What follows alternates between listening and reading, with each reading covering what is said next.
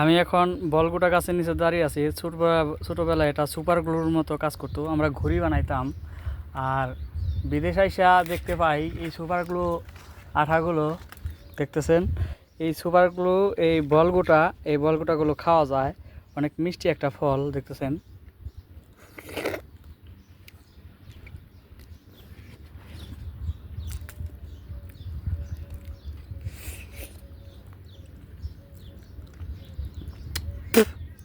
ফলটা অনেক মিষ্টি দেখতেছেন, এই ফলটা কিন্তু অনেক প্রচুর মিষ্টি এই ফলটা। এই দেখতেছেন আমি সরাসরি গাছ থেকে বাইরে দেখাইতেছি। এখানে যে বিচির অংশটা, এই বিচির অংশটা ফেলে দিতে হয়।